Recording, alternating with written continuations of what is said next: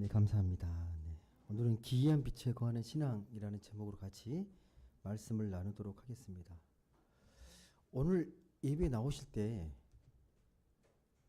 기쁜 마음으로 나오셨습니까? 아니면 그냥 또 습관적으로 그냥 주일 됐구나, 예배 시간 됐으니 빨리 가야지, 그런 마음으로 나오셨습니까? 가끔 궁금해요. 어떤 마음으로 나오시는지. 이왕 좀 최우상의 어떤 영적 컨디션을 잘 유지해서 하나님께 예배 드리면 좋겠다라는 마음을 늘 갖게 되거든요. 혹시 몸이 찌뿌둥하시면 스트레칭 한번 해보세요. 쫙 몸을 좀 긴장을 좀 쫙 푸시고 이완시키면서 편안한 마음으로 또 하나님을 만나고 예배할 수 있도록 좀 나아지시죠. 네. 성경을 자주 읽으십니까? 읽는 거 알고 있는데요. 즐겨 자주 읽으십니까? 말씀을. 아침에 그냥 안 읽으면 뭔가 찜찜해서 읽으십니까? 아니면 말씀을 묵상할 때 정말 즐겁게 기쁜 마음으로 말씀을 읽고 싶어서 성경책 꺼내가지고 말씀 이렇게 보고 계십니까? 근데 의외로요, 성경을 이렇게 즐겁게 이렇게 자주 읽는 기독교인들이 의외로 많지 않습니다. 많을 것 같은데 많지 않습니다. 솔직히 예배 드릴 때 왜 아예 성경을 한 번도 손을 대지 않은 기독교인들이 정말 많다고 합니다. 제가 그냥 지어내는 말이 아니고요. 목회 데이터 연구소에 그 통계를 보게 되면 정말 주일날 와서 말씀 읽는 분들이 정말 많습니다. 주중에는 한 번도 안 읽다가. 왜 그럴까요? 하나님 믿고 말씀으로 우리가 믿고 살아가는 건데 왜 그렇게 될까요? 성경을 읽으면, 하나님 믿고 성경을 읽으면 좋다는 걸 알잖아요. 좋은 줄 아는데 어떤 마음이 드냐면, 읽으면 좋긴 한데 당장 급한 게 아니다, 당장 필요한 게 아니라는 느낌을 받게 돼요. 지금 내가 성경 안 읽었다고 내가 뭐 죽게 된 일이 생기거나 그러진 않잖아요. 급한 우선순위가 아니라는 겁니다. 이게 말씀 읽는 게. 그리고 또 막상 성경 읽을 때 좀 잘 이렇게 넘겨지는 부분도 있지만, 우리가 지금 읽고 있는 레위기 말씀처럼 좀 딱딱하고 좀 어려운 부분들의 말씀들을 보면 난관에 봉착하죠. 특히 이 말씀이라는 게 원래 하나님께서 우리에게 주신 말씀이기 때문에요, 어린아이부터 어른까지 누구나가 읽을 수 있도록 성령의 감동으로 기록된 책이기 때문에 읽을 수가 있습니다. 누구나가 말씀을 읽고 이해하고 은혜 받고 감동받을 수 있어요. 그런데 막상 읽다 보면 그 어렵게 좀 깊이 묵상하고 풀어야 될 본문들이 있어요. 예를 들면 오늘 같은 본문 말씀이, 오늘 같은 말씀, 비유가 막 나와 있는 것들, 상징이 많은 것들은 말씀을 이렇게 어렴풋이 이런 거구나 감은 느껴지는데 구체적으로 정확하게 뭔지를 잘 모른다는 거예요. 이게 마치 뭐가 똑같은 거냐면, 여러분, 시를 읽게 되면, 시는 간단하잖아요. 시는 되게 압축적인 용어거든요. 시어를 깨뚫고 들어가지 않으면 그에 대한 참 의미와 그 의미를 우리가 좀 깨닫기가 어렵습니다. 이게 깊은 의미를 깨닫는 건 또 다른 차원이에요. 여러분, 말씀을 읽을 수는 있는데 말씀을 깊이 우리가 느끼고 묵상하면서 은혜 받는 거는요, 또 다른 차원이에요. 이게 똑같이 말씀 읽어도 은혜의 깊이가 다르잖아요. 감동의 깊이가 다르고. 이게 말씀을 읽든 뭐 우리가 시를 읽든 간에 딱 읽으면 뭐가 멋지고 근사한데, 내 삶의 정말 현실로 내 피부에 막 이렇게 막 전율이 오는 감동과 그런 기쁨이 없을 수 있다라는 거예요. 말씀 읽는 걸로 만족할 수도 있습니다. 아무런 감흥 없이 쭉 읽으면서 이런 일이 있었구나, 이런 말씀이 있구나, 그럴 수 있다라는 겁니다. 근데 특별히 오늘 말씀은요, 잘 보세요. 어떤 말씀입니까? 오늘 말씀이 한번 쫙 읽고 내 마음에 쫙 와닿습니까? 이렇게 어떤 그런 하나님을 깊이, 우와, 이런 하나님이구나, 이렇게 느껴지십니까? 오늘 말씀이 시처럼 은유가 많다니까요. 그렇지 않아요? 순전하고 뭐 신령한 젖, 보배로운 산, 돌, 신령한 집, 신령한 제사, 택하신 족속, 왕 같은 제사장, 거룩한 나라, 그의 소유된 백성 다 이게 은유예요. 한 번에 읽고 바로 깊이 있게 다가가기가 어렵다는 거예요. 다음 달 우리가 저기 교회 비전 특강할 때요. 그래서 좀 비유에 대한 말씀을 좀 말씀을 읽을 때 좀 도움이 되기 위해서 그 예수님의 비유에 대해서 비유를 함께 같이 나누는 시간을 가지려고 해요. 여러분 말씀을 읽을 때 좀 더 또 깊이 있게 입체적으로 말씀을 좀 읽고 해석할 수 있도록 좀 그런 시간을 가지려고 하는데 여하튼 오늘 말씀도 은유가 많습니다. 이게 비유가 많습니다. 비유의 진정한 의미를 찾지 못하게 되면요. 그 문자만 보고 넘어갈 수 있습니다. 특히 절정이 뭐냐면 어두운 데서 우리가 있다가 기이한 빛에 들어갔다는 게 이게 핵심이거든요. 오늘 말씀을 쭉 하면서 이게 왜 이런 말씀이 왕 같은 제사장이 되고 택하신 족속이라고 말을 하면서 이 모든 것들은 뭐다? 우리를 어두운 데서 불러내어 가지고 기이한 빛에 들어가게 하시려고 하는 거다라고 말씀합니다. 예. 어두움, 빛 많이 들어보셨죠? 이게 왜 중요한 말씀으로 마지막에 우리가 읽었던 말씀의 끝에 기록이 되어 있을까요? 다시 말씀드리지만 말씀을 읽으면서요. 이 말씀들이 내 안에 은혜로 깊은 감동으로 오려면요. 그 영적인 감흥이 있으려면 말씀이 그 비유와 은혜가 깊이 와닿아야 돼요. 어떤 말씀으로 나에게 다가오는지를 깨달아야 합니다. 근데 그게 쉽지가 않습니다. 현실감이 많이 떨어지는 게 그래요. 현실에서는 이런 말을 안 쓰니까 현실감이 없다니까요. 막 현실이 막 이야기하다가 이게 우리가 거룩한 산돌이고 뭐 왕같 이게 막 안 쓰잖아요. 쓰지 않는 말들이기 때문에요. 현실감이 많이 떨어져 있습니다. 이 말들이. 우리가 쓰는 신앙의 언어들이. 오늘 말씀뿐만 아니라 하나님의 나라, 의로움, 성화, 부활 이런 말들을 다 어떻게 보면 우리가 제대로 알고 내가 그것들에 대해서 깊은 어떤 체험과 느낌으로 말하지 않으면요. 상투적인 것이 돼요. 나중에 보면 되게 피상적이고 딱딱하게 굳어져 있습니다. 그냥 막 형식적으로 막 쓰고 있어요. 아, 은혜네 막 이렇게 막 쓰고 있어요. 그 은혜에 대해서 깊이 내가 느끼며 쓰는 게 아니라 되게 상투적으로 막 쓸 수 있다라는 말씀입니다. 제가 되게 소두에 길게 말씀드리는데 오늘 말씀이 정말 중요한 말씀인데도 그 말씀의 깊이로 우리가 잘 들어가지 못하는 경우가 많아서 이 말씀에 대해서 지금 어떻게 우리가 읽고 그 말씀에 대한 의미를 잘 캐치해야 되는지를 제가 말씀을 드리고 있습니다. 오늘 말씀 특별히 한 부분을 한 구절을 집중적으로 보려고 합니다. 그 말씀이 9절 말씀이거든요. 9절 말씀 한번 다시 한번 우리 한 목소리로 읽어보겠습니다. 9절 말씀 같이 한번 읽어보겠습니다. 시작. 너희는 택하신 족속이요 왕 같은 제사장들이요 거룩한 나라요 그의 소유가 된 백성이니 이는 너희를 어두운 데서 불러내어 그의 기이한 빛에 들어가게 하신 이의 아름다운 덕을 선포하게 하려 하심이라. 아멘. 이 말씀이 와 닿습니까? 이 말씀을 그 공동 번역으로 제가 한번 읽어드릴게요. 또 어떤 느낌으로 다가오는지 공동 번역으로.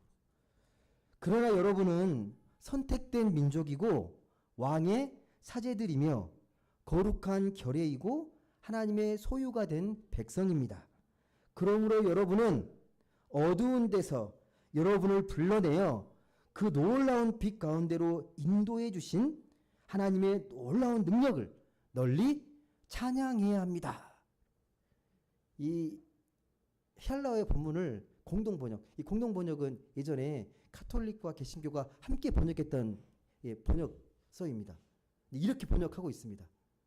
좀 여러 성경을 읽어보는 게 많이 도움이 되는데 좀 더 마음이 와 닿습니까? 저는 어떤 말이 깊이 와닿냐면 하나님이 우리를 어두운 데서 불러내어 가지고 기이한 빛에 들어가게 하셨다. 특히 이 표현이 저는 정말 좋아요.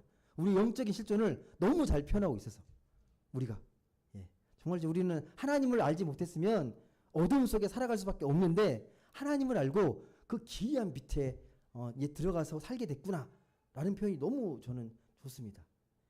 오늘 읽었던 말씀은 기이한 빛으로 나와 있는데 제가 아까 번역 드린 건 놀라운 빛 그랬거든요. 어느 게 더 낫나요? 기이한 빛하고 놀라운 빛. 예? 기이한 빛이 더 낫습니까? 놀라운?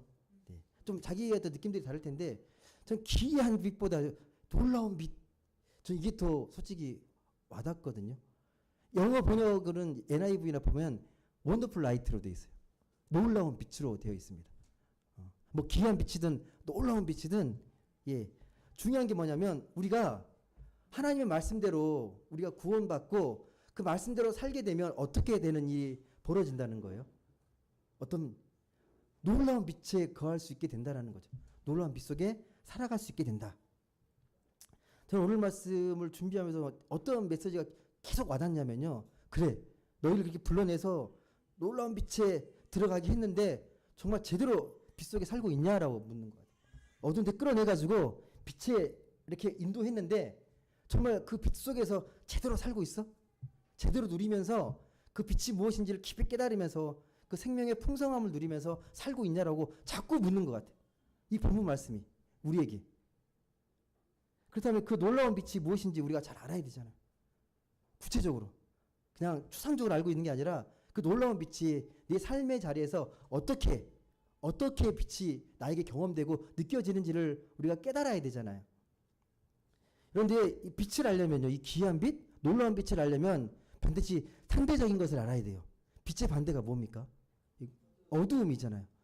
어두움을 잘 아셔야 빛을 제대로 알 수 있습니다. 빛만 가지고는 절대 빛을 다 알 수 없습니다. 어둠을 제대로 알고 이해해야 빛이 빛으로 이해될 수 있습니다. 여러분, 그 예수님 당시를 좀 돌아보면 우리가 이 말씀의 문맥과 흐름을 보기 위해서 어떤 게 어둠인지를 알아야 되거든요. 예수님이 오셨을 때 당시에는요, 이 서기관과 바리새인들이 그들의 유대 종교 사회를 이끌었던 지도자이잖아요. 지도자입니다. 모범적인.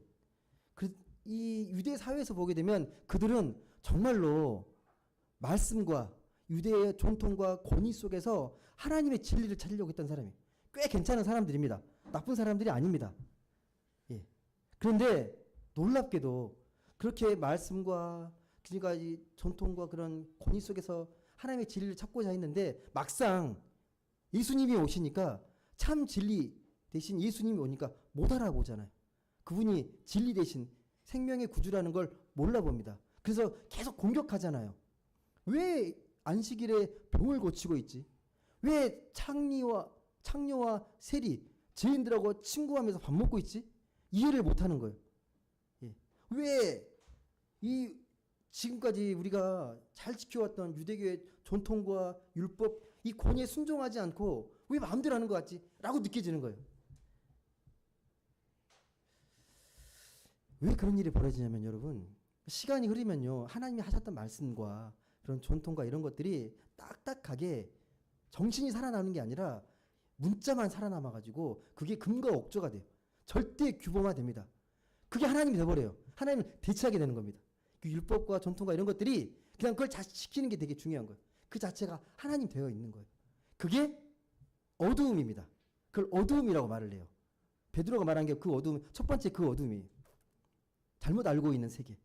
하나님의 진리를 몰랐을 때 나타나는 그런 세계가 어두움입니다. 이걸 좀 더 쉽게 이해하려면 여러분 자주 들어봤던 비유일 텐데요. 그 플라톤의 동굴의 비유 아십니까? 조상 대대로 동굴 속에서만 사는 종족들이 있어요. 근데 이 동굴 안에 있는 이 종족의 불문율이 절대 규칙이 뭐냐면 절대 동굴 입구 가까이 가면 안 돼. 그 안에만 있어야 돼요. 근데 어느 한 사람이 너무 호기심이 많아가지고 동굴 입구 밖에 나가게 된 거예요. 남들은 두려웠고 막 이렇게 못 나가는데 이 사람 호기심이 많아가지고 동굴 밖을 나갑니다. 동굴 밖을 나갔더니 놀라운 빛과 그 막 꽃이 막 흐드러지게 퍼있는 놀라운 세계를 경험한 거잖아요. 이 감격과 기쁨을 가지고 동굴 안에 다시 들어가서 자기 종족들에게 막 외치는 거예요. 야, 이 세계가 전부가 아니야. 동굴 밖만 나가면 정말 놀라운 세계가 있어. 예. 깜짝 놀랄 만한 기쁨의 세계, 그런 감사의 세계가 펼치고 넘쳐난다. 막 그랬더니 안 믿는 거예요. 안 믿어요. 헛소리 하지 말라고. 근데 자꾸 그런 소리 하니까 이제 이 사회가 자꾸 동요되잖아요. 그러니까 이제 말을 못하게 하는 거예요. 한 번만 더 그런 소리 하게 되면 너는 이제 파문이다. 죽는다. 막. 그런데 견딜 수가 없잖아요. 이미 진리를 경험했기 때문에, 실체를 경험했기 때문에 계속 외치는 거예요. 이 미친 자의 소리로 외침이 자꾸 되다가 결국은 이 사회를 파괴한다는 이유로 처형을 당하거든요. 다시 그 사회가 조용해집니다. 예. 그래서 여러분 말하는 어두움이라는 건 단지 공간적인 어두움을 말하는 게 아니에요. 물리적인 공간 속에 있는 그런 어두움을 말하는 게 아닙니다. 이 어둠의 본질이 뭐냐면요. 어둠에 담겨 있는 생명이 자꾸 위축되고 생명이 어떻게 이게 없어지고 생명이 제한되고 자꾸 배타적이고 폐쇄적으로 되는 거. 예. 생명이 자꾸 왜곡되는 걸 어두움이라고 말합니다. 성경에서는. 예. 공간의 어떤 우리가 눈에 생각하는 문자적인 그 어둠이라는 것은 그런 의미가 아니라 좀 더 우리가 그 어둠 속에 없는 생명의 것들. 예. 예. 참 진리를 알아보지 못하고 생명이 자꾸 왜곡되고 제한되고 자꾸 이렇게 변질시키고 훼손되는 그 세상을 어두움의 세상이라고 이야기를 합니다. 여러분 다시 돌아와서요. 예수님 당시에 서기관과 바리새인들, 예수님과 적대적이었던 그들이 누구예요? 당시 세상으로 보게 되면 많은 사람들이 부러워하고 존경하는 사람이잖아요. 그 세상에서는요. 가장 빛나는 사람들이에요. 그 세상에서는 빛 속에 산 사람처럼 와 나도 저렇게 되고 싶다. 저런 사람처럼 되고 싶다라는 표본이 서기관과 바리새인들이잖아요. 하지만 그들이 정말 빛이라고 생각했는데 빛이 아니고 어두움. 그들의 어둠이라. 이게 동굴 안에서만 살았던 사람들에게 동굴 밖에 나갔다 돌아온 사람의 그 외침이 미친 소리가 되는 것처럼 예. 여전히 그들이 말이 전부 다 맞다고 생각하기 때문에요. 그게 어두움이라는 겁니다. 나중에 여러분 우리 역사도 그러잖아요. 깨어있지 않게 되면 잘못된 진리가 세상을 지배하면서 어둡게 살아가는 세상이 있잖아요. 누군가 막 이렇게 먼저 깨어서 외치면 그 사람 잡아다가 막 고문하고 막 때려서 죽여버리고 동굴 안의 비유처럼요. 뭔가 진리를 말하게 되면 자꾸 그들을 끄집어내요. 왜? 이 사회가 자꾸 동요되고 자기 기득권을 유지할 수 없으니까 진리의 소리를 자꾸 외면하는 겁니다. 잘못된 믿음과 신념이 이 마치 동굴 안에 있는 사람처럼 마음을 가둬요. 예. 그런 것들을 믿지 못하게 만드는 겁니다. 여기서 여러분 제가 질문 하나 드릴게요. 여러분은 어둠 속에 살고 계십니까? 빛 속에 살고 계십니까? 어떤 것 같으세요? 예. 예수님의 그 구원과 생명의 말씀으로 어둠이 아니라 정말 빛의 세계, 이 생명의 세계 속에 살고 계십니까? 마음속으로 대답하시고요. 예. 좀 더 이 베드로 전서가 말하는 그 어둠을 좀 더 구체적으로 좀 살펴보겠습니다. 그러려면 베드로가 말하는 이 어둠이 뭔지를 좀 여러분이 아셔야 되거든요. 당시에 이 베드로 전서가 기록됐던 시기 언제냐면 많은 성서학자들의 주류의 입장은 뭐냐면 이때 말씀이 언제 기록됐냐? 네로 황제 때라고 말합니다. 네로 황제. 로마가 지배하던 네로 황제 때. 혹시 네로 황제가 어떤 시기인지 아세요, 여러분? 한 번쯤은 들어보셨잖아요. 네로와 기독교와의 관계가 어땠어요? 우호적인 관계였습니까? 네로 황제 때 어떤 때예요? 가장 심하게 기독교를 핍박하던 시기예요. 가장 핍박받던 시기.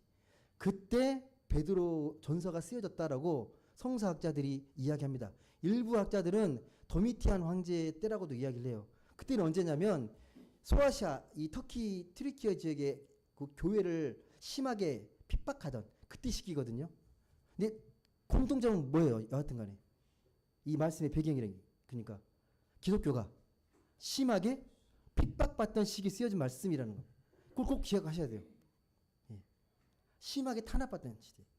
여러분 로마 황제들이 무조건 다 기독교를 핍박하고 무조건 막 심하게 막 억누르고 그런 건 아닌데 크고 작은 박해가 계속 되었다는 것은 역사적인 사실이 증명을 합니다.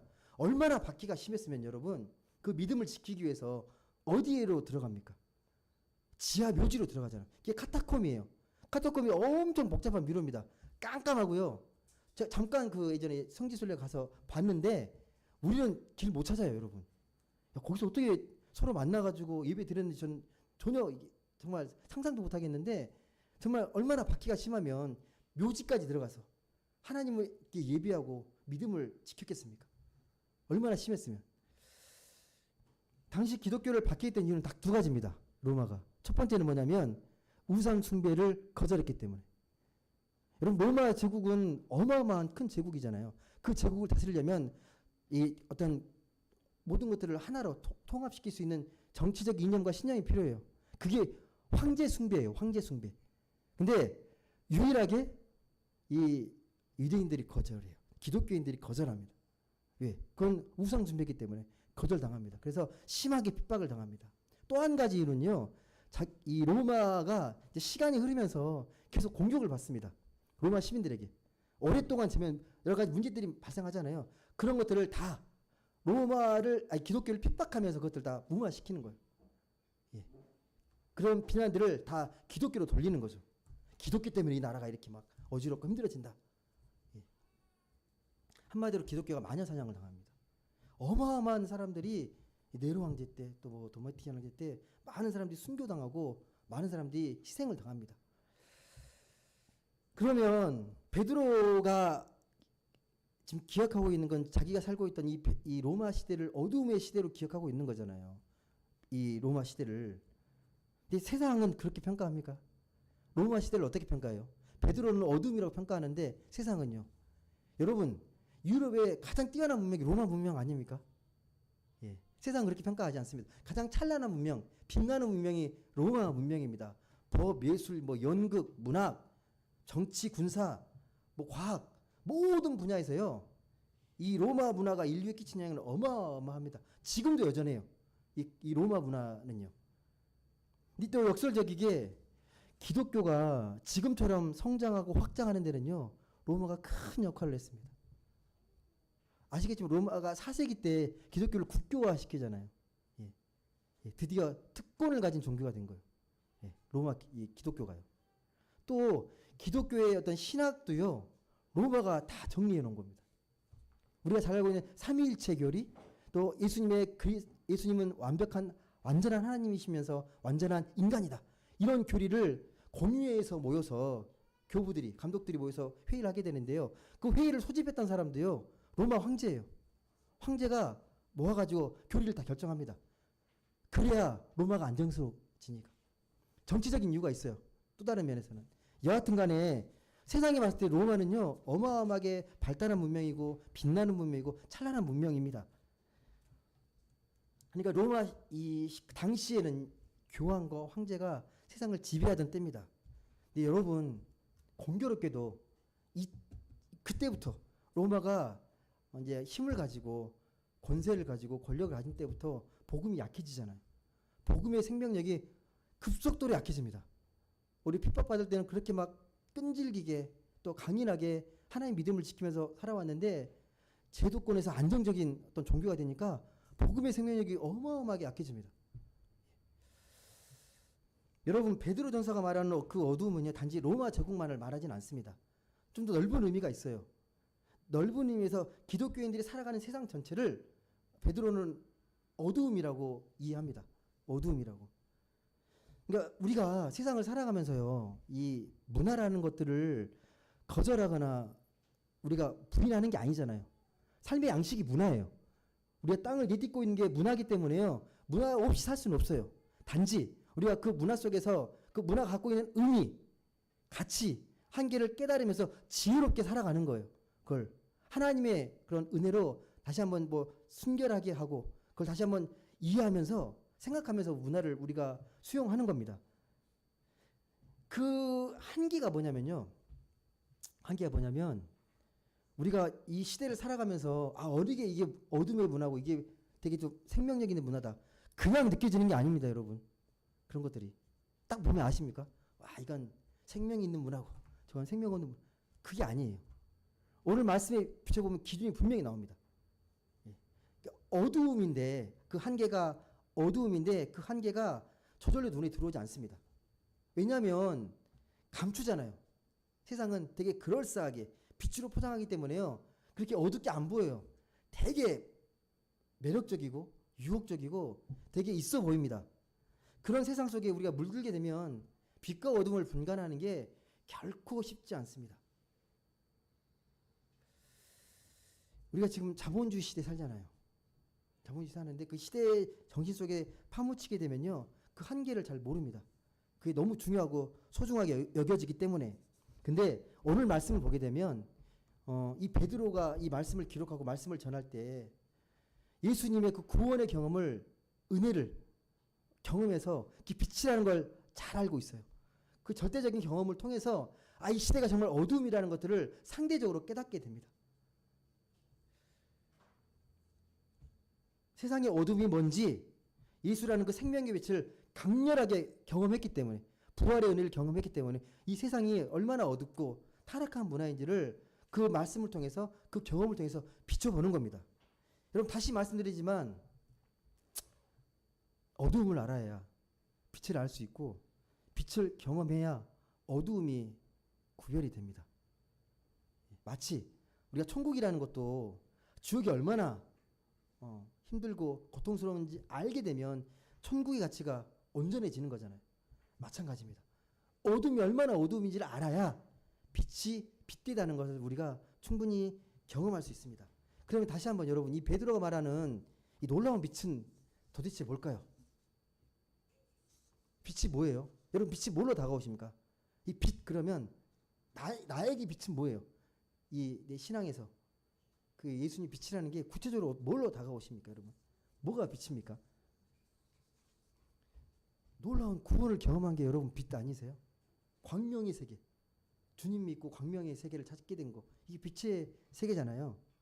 이 빛을 우리 일상에서 깨닫고 늘 경험해야 합니다. 제가 어렸을 때 TV에 예전에는 게 뭐 채널이 많지 않았지만 그 만화 영화를 하는 시간대에 빨강머리 옌이라고 우리 누나가 늘 봤던 기억이 나요. 저는 별로 안 좋아하는데 이제 그걸 보면서 막 같이 재밌었던 기억이 막 나는데, 그 혹시 그 빨강머리 옌 그 내용 기억나십니까? 어떤 내용인지?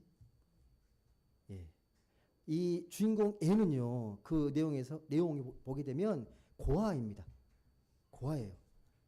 어렸을 적에 정말 끔찍한 안 좋은 기억과 상처를 안고 있는 그런 소녀입니다. 그런 소녀가 늙은 남매가 사는 가정에 양녀로 들어가요. 양녀로. 근데 얘는 그렇게 끔찍하게 불행한 일을 겪었음에도 불구하고요, 다른 안목이 하나 있습니다. 이 소녀. 세상을 다르게 볼 줄 아는 안목이 있어요. 옆에 있는 사람과, 보통 평범한 사람과 똑같이 사람을 보고 세상을 보지 않아요. 세상을 되게 신비롭게 보고 되게 경이롭게 봅니다. 사람을 볼 때도 그렇고 나무를 봐도 그렇고 세상을 이렇게 신비롭게 봐요. 막 그렇게 막 이야기를 합니다. 그래서 얘네에게는 뭐냐면 세상은 늘 생생하게 생명이 숨쉬는 그런 살아있는 세계인 거예요. 근데 놀라운 게 이 옌으로 인해서요, 거기에 있던 늙은 남매가 더 좋은 영향을 받아요. 자꾸 변해요. 옌 때문에 아름답게 변해 갑니다. 그리고 그 마을 전체도 옌 하나로 인해서 정말 아름다운 마을로 점점 변해갑니다. 기억 안 나시죠? 기억나십니까? 대단한 만화예요. 그 만화 뭐 책으로도 나와 있으니까 한번 좀 기억을 상기시키기 위해서 한번 빌려가서 보시면 좋을 것 같고요. 근데 얘는 제가 다시 말씀드린 공화 출신에다가 외모가 어떻습니까? 외모가 혹시 그 만화 영화 기억나십니까? 죽은 깨 빼빼 마른 빨강 머리엔 그러잖아요. 진짜 볼품없는 그런 아이인데 어떻게 이렇게 많은 사람들에게 영향력을 끼치고 매력을 줍니까? 일상과 세상을 신비롭게 새롭게 볼 줄 아는 안목이 있어서 그게 세상을 자꾸 가게 되면 그것이 막 빛이 빛나고 빛이 비춰지는 거예요. 여러분이 저는 어딜 가든 그런 분들이 되면 좋겠어요. 외모로 이렇게 칭찬받는 게 아니라 와, 이분만 가면 뭐가 빛이 나는 것 같고 안 풀렸던 문제도 다 풀려가는 것 같고 마음도 평안해지고 그런 앤과 같은 사람이 되어야 되지 않겠습니까? 우리가. 오늘 말씀의 이 기이하고 놀라운 빛은 하나님의 빛입니다. 이 하나님의 빛은 생명의 빛이고, 중요한 것은요, 우리가 이런 하나님의 생명의 빛, 우리가 안으로 들어가서 그 빛을 잘 경험하고 있냐라는 거예요. 얼마나 잘 경험하고 있냐인 거예요. 그 안으로 우리가 들어가서 구체적으로 그 빛을 경험하는 것을 오늘 말씀에는 어떻게 표현하냐면 택하신 족속이요 왕 같은 제사장이요 거룩한 나라요 그에 소유된 백성. 또 5절 보시게 되면 신령한 집, 신령한 제사를 드릴 거룩한 제사장. 그렇게 말을 합니다. 이게 무슨 말이냐면 여러분, 하나님의 은혜의 빛을 받게 되니까 그동안 우리를 위축시키고 우리를 자꾸 어둡게 만들었던 이 어두운 세상에서 벗어나서 이제 진정으로 자유로운 존재, 새로운 존재가 됐다는 거예요. 그게 비유로 표현하면 왕 같은 제사장이고 거룩한 백성이고 보배로운 산도를 우리가 삶의 마음으로 깊게 받아들이는 사람이고, 그게 잘 표현된 게 그거잖아요. 고린도후서 5장 17절. 그 말씀 잘 아시죠? 한번 찾아보시겠습니까? 고린도후서 5장 17절.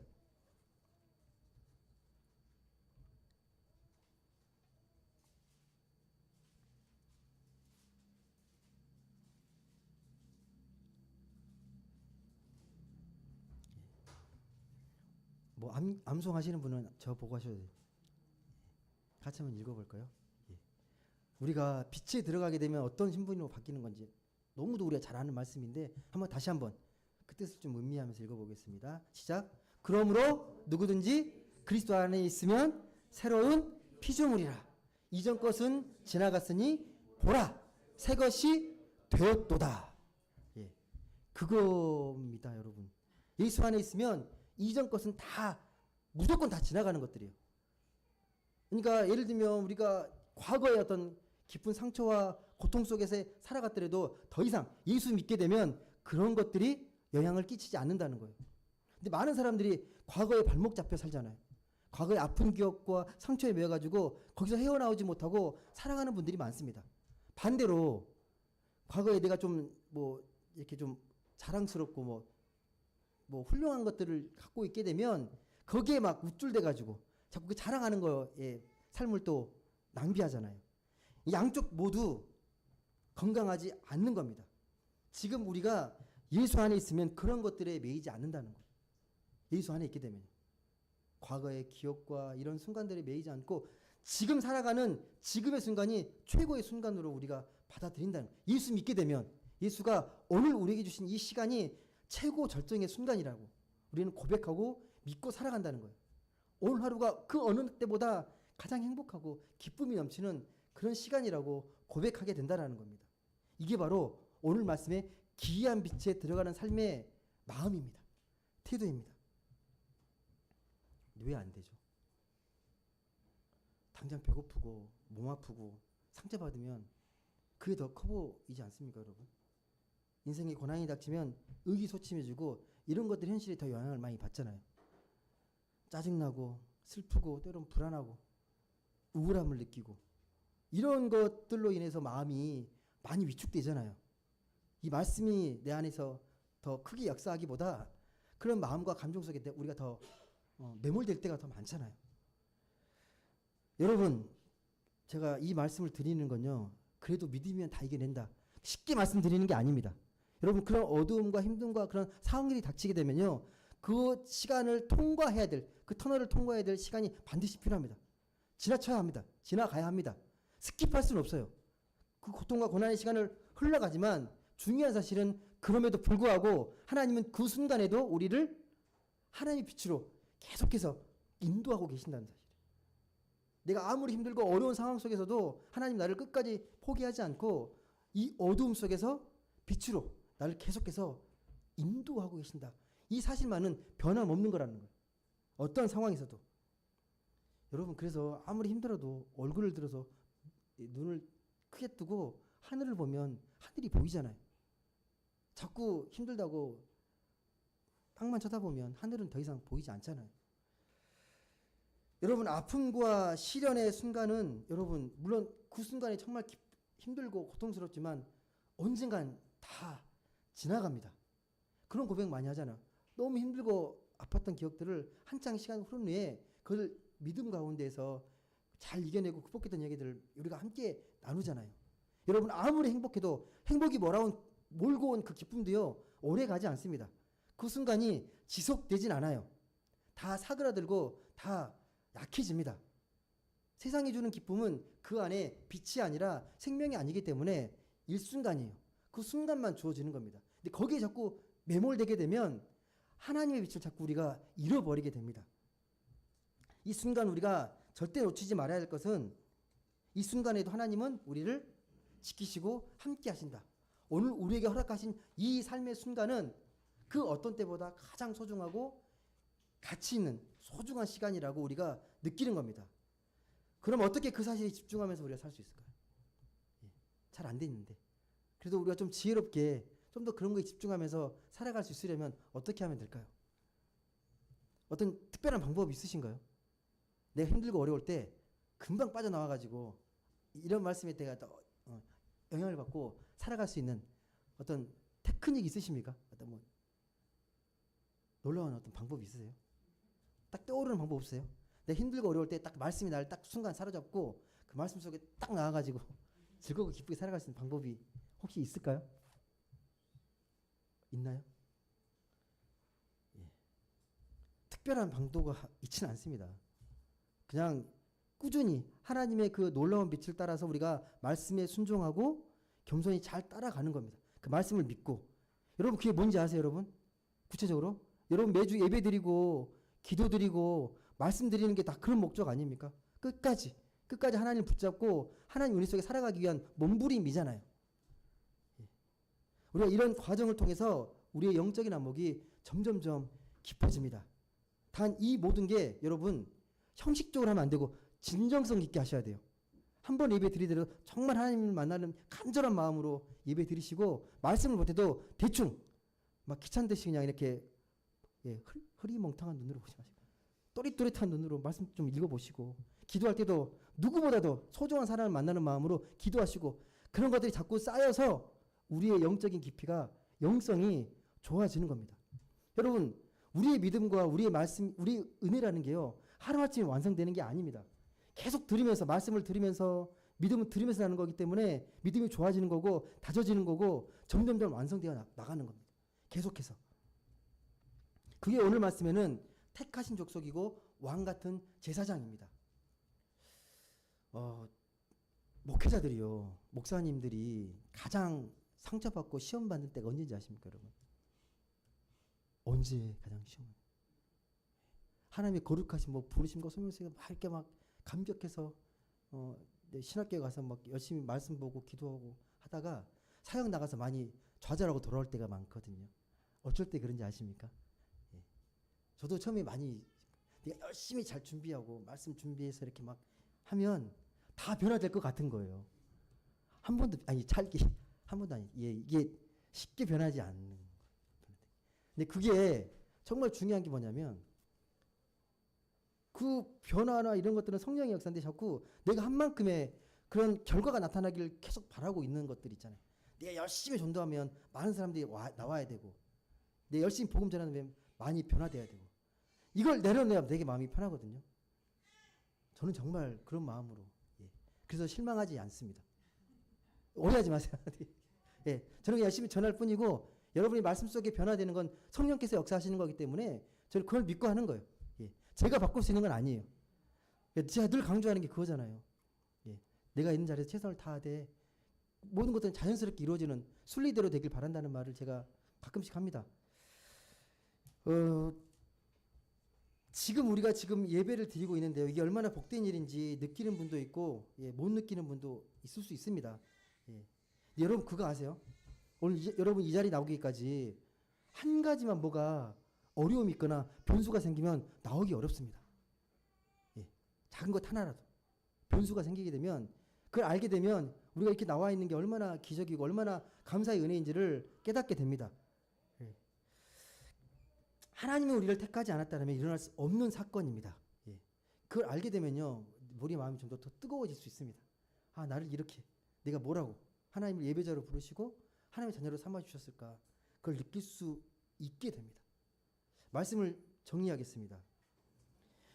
여러분은 언제 이게 정말 놀라운 빛이다라고 생각하고 경험하고 계십니까? 평소에 이게 하나님 나의 빛이구나. 혹시 그런 순간이 점점점 더 이렇게 많아지십니까? 그런 경험들이 점점 약해지십니까? 제가 몰라서 물어보는 거예요. 어떻습니까, 여러분? 하나님 믿으면 믿을수록 하나님의 빛을 경험하는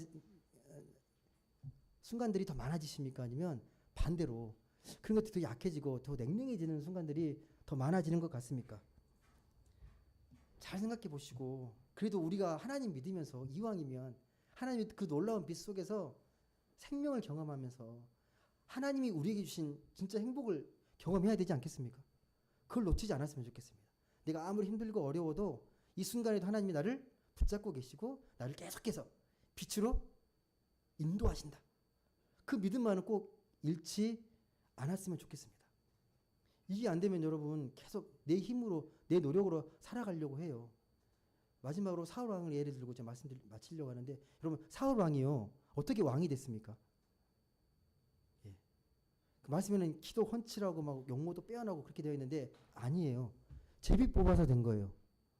예. 뭐가 어떤 조건에서 뽑힌 게 아니라 하나님이 그냥 제비 뽑아서 하나님 선택하신 거예요. 그런 조건이 기록되어 있지 않습니다. 왕을 뽑을 때요. 그런데 나중에 사울 왕이 처음에 잘하다가 정말 인사가 만사라고, 또 이제 나라를 다스리려면 좋은 인재를 뽑아야 되잖아요. 이 사울 왕이 가장 잘 뽑은 인재가 누구예요? 누굽니까? 다윗 아닌가요? 다윗처럼 훌륭한 인재가 없잖아요. 근데 다윗이 뽑힘으로 사울 왕이 어떻게 돼요? 더 힘을 얻습니까? 더 시기하고 질투하잖아요. 위축되잖아요. 이게 뭔지 아세요, 여러분? 이게 무슨 말인지 아십니까, 여러분? 너무 잘 뽑았는데 그게 오히려 자기에게는 더 마음이 스트레스가 되고 독이 되고 위축되고 질투하게 되고, 하나님의 눈을 보지 않으면 그렇게 됩니다. 예, 하나님.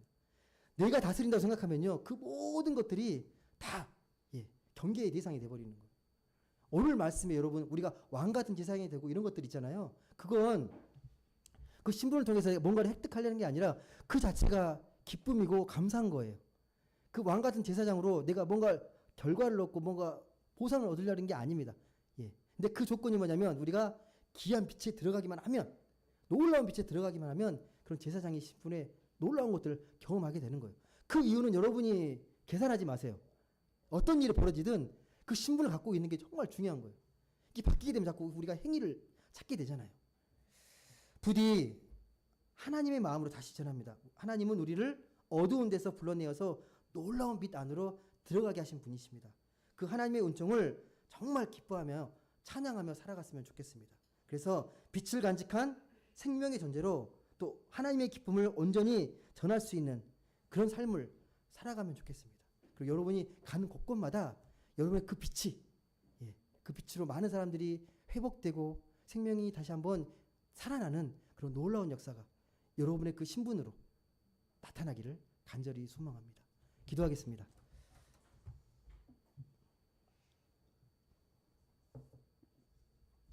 사랑과 은혜 하나님 감사드립니다. 오늘도 귀하고 복된 이 주일을 저희에게 허락해 주시고 예배자로 불러주시니 감사합니다. 나의 나된 것은 나의 노력이 아니라 온전히 하나님의 은혜임을 고백합니다. 우리가 기이한 빛에 들어간 것이 나의 엄청난 노력과 공로로 된 게 아니라 오로지 하나님께서 나를 사랑하시고 하나님을 믿음으로 우리를 지금까지 생명의 빛으로 이끌어 주신 거였음을 다시 한번 고백합니다. 순이가 앞뒤가 뒤바뀌지 않도록 늘 하나님의 은혜를 구하고 빛에 거하는 놀라운 삶을, 생명력 있는 삶을 살아갈 수 있는 우리 모두가 되게 하여 주옵소서. 감사드리며 사랑이 많으신 예수님의 이름으로 기도드립니다.